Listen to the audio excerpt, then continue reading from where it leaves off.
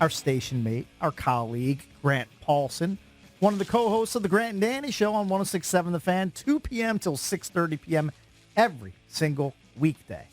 Jeeps, good morning. Fellas, good morning. Cakesy, how about those Caps last night?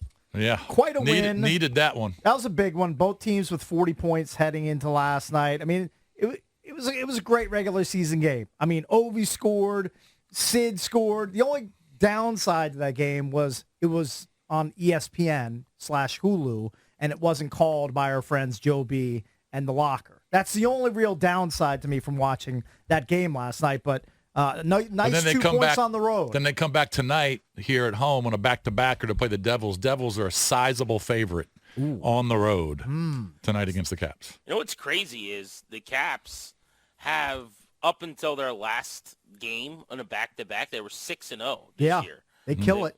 They've won all but one of those games in back-to-backs. But, all right. Yeah, that was a good win last night, no doubt. And I hate being this guy, but, man, was it a tough watch on ESPN. It felt like Butchie Gross and that crew were openly rooting for the Penguins. So much.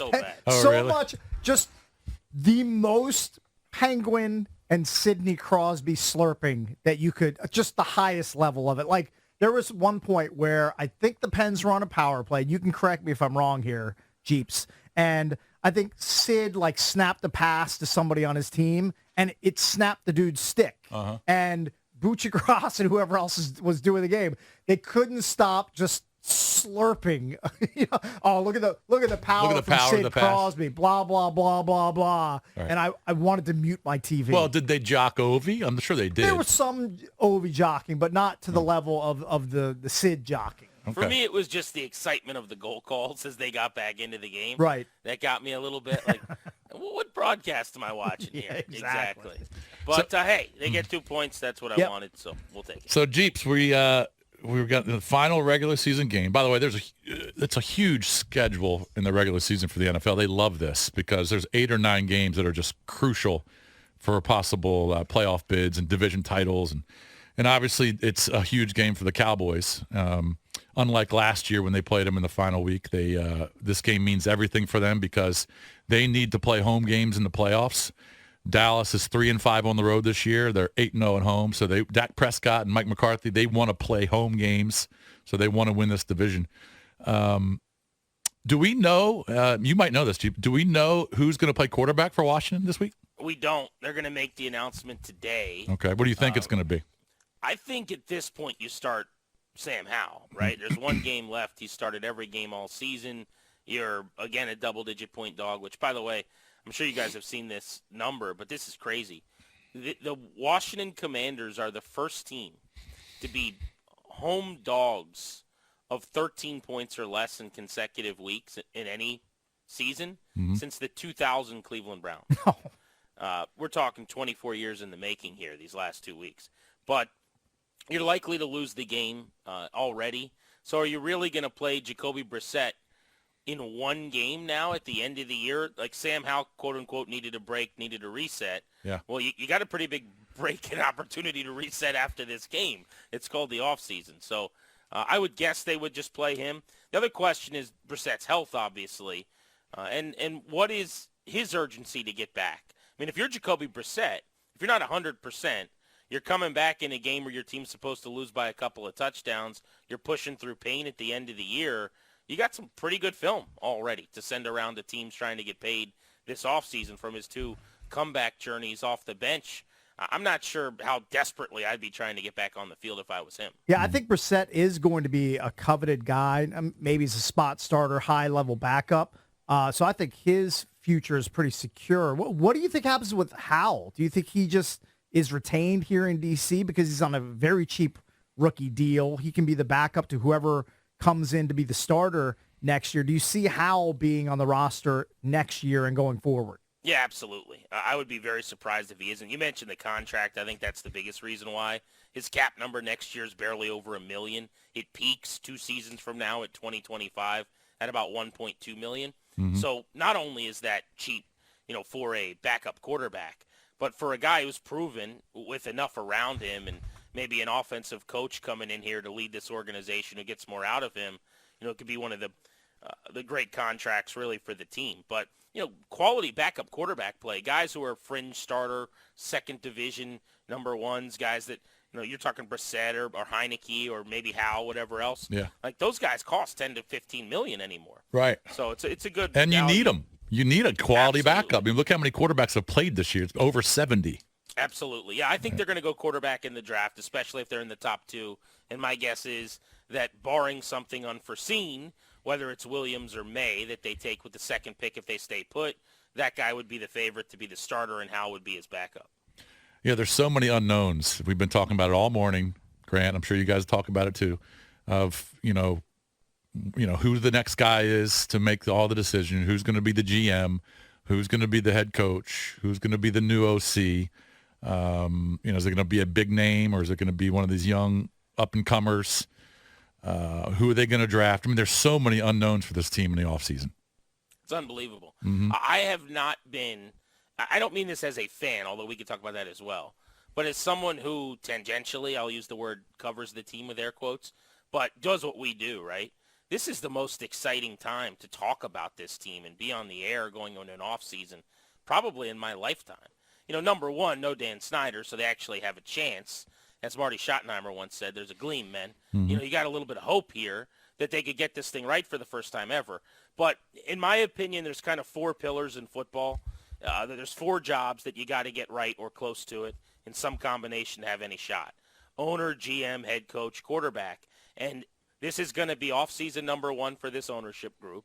You will have a brand new general manager, a brand new head coach, and I think for just the second time in my lifetime, they might be drafting an elite quarterback prospect within the top couple picks of the draft. So all of those things added up mean I think this is probably the most exciting time to be a Commanders fan since they were winning Super Bowls. Hey, Jeeps, I really wish that Eric Bickle were sitting next to me right now because during the offseason, before the season even started, if I had $1 for every time he told me how much they love the tight end room, I'd be a millionaire. He told me it all the time, and I would always answer back, well, why?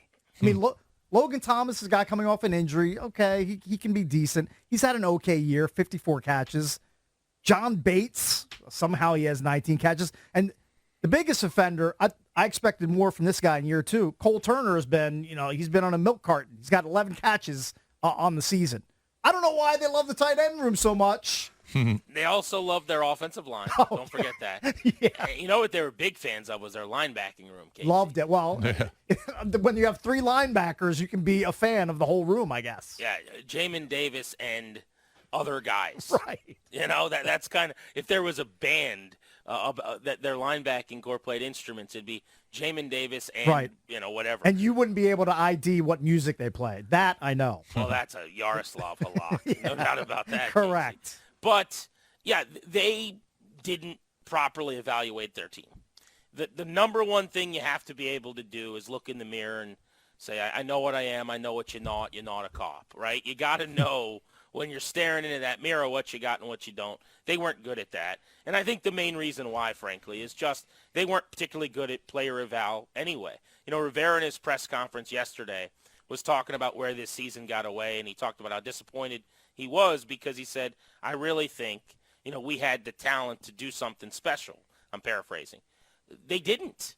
I mean, how many times do you have to watch this season play out to know that wasn't the case? But the Cole Turner thing bothered me because I thought he should have played more early. Clearly, they know more than we do, and he might not be able to block or something, so he just can't be on the field. But they've gotten very little out of Logan Thomas down the stretch here, who's a veteran with a pretty long injury history. John Bates is just kind of a big, plotting, blocking, the ball in the open field. He'll go down first sign of contact tight end. Nothing wrong with him, but he's a third tight end who probably gets overutilized. So they botched that position. Mm-hmm. They botched the offensive line. They mismanaged linebacker, and that's kind of a good starting point. Those were their biggest needs going into last offseason. They're still their biggest needs. I mean, that tells you everything you need to know. I was just kind of thinking back to the last real bad team, which was the 3-13 team in 2019 after, Jay got fired after 5 games and then Callahan came in. So before Ron's first year, what team was worse, that 2019 team when Gruden got fired or this team? It's pretty similar. I can't remember all the quarterbacks who played in 19. Case Keenum was definitely one of them. But what team was worse, that 3-13 team or this 4 and getting ready to be 4-13? I would say that's a good question. I mean, remember that team started 0-5 and Jay got fired. Yeah. And then it was the Bill Callahan kind of run the ball fest. Right. But they were competitive. That team was not fun to play. Like, I'll give you an example. They played San Francisco that year and they lost 9-0. I know, but it was pouring. Remember, it was exactly. pouring. I remember I was at FedEx. It was driving rain. Mm-hmm. But like, I think Troy Apke. Here's a deep cut. There you go. But boy, Trapp had a pick in that game, maybe the first and only of his career. Mm-hmm. But like they were competitive at the end of the season. They blew out Carolina and got Ron Rivera fired with Darius Geis running wild in Charlotte. And I think he and Adrian Peterson both ran for 100. The day they fell to 3-10 at Lambeau Field, they lost by 5. So they were playing close games. They went to overtime in the second to last week of that season. That was just a disgusting watch. Like, I'd rather watch whatever this is every time than that. But I don't know. Do you get a cookie for that? I mean, that was a terrible team. It was a terrible team. I'll tell you what other team was really bad, and I was on the beat, my final season on the beat in 2013 covering Shanahan.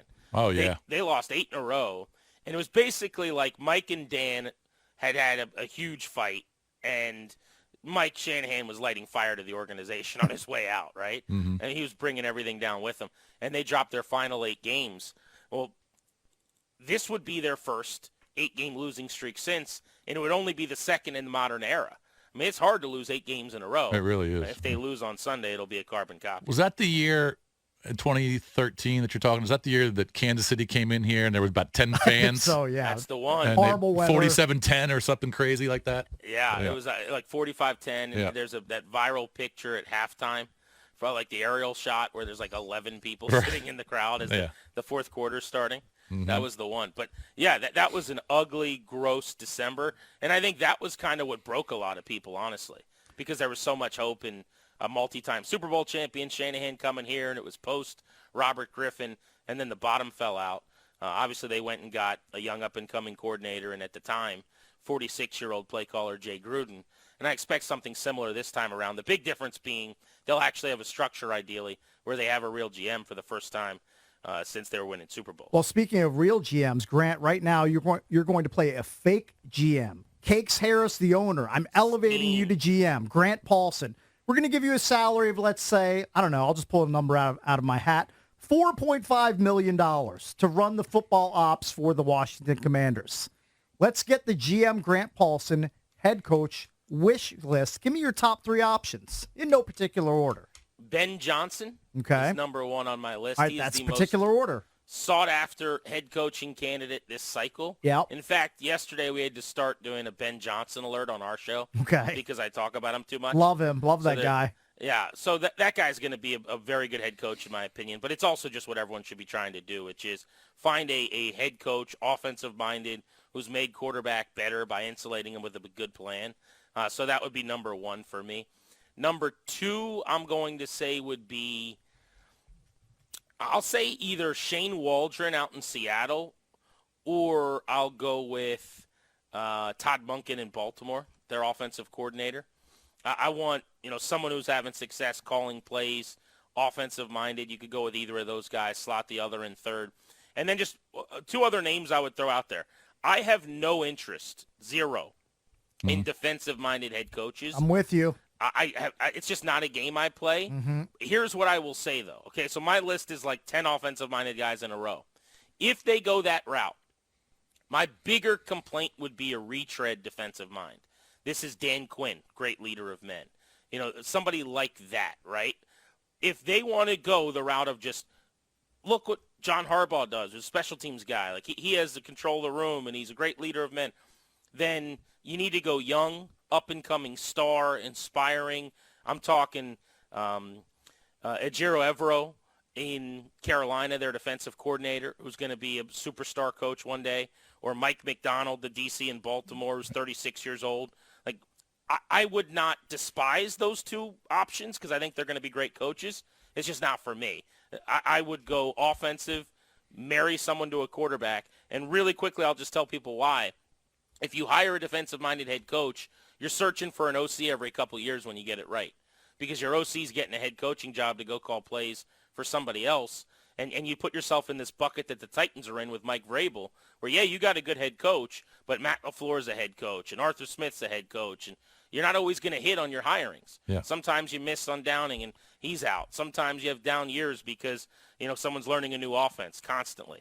So that's why I would go offensive-minded. Although DeMeco Ryans, defensive coordinator for the Niners, defensive head coach. Right. It kind of guess what? He's about to lose Bobby Slowick. Yeah. It might not be this year. It might be next. No, I understand. It's just about who you hire. So you can be a Totally. defensive-minded head coach just as long as you hire some competent offensive guys.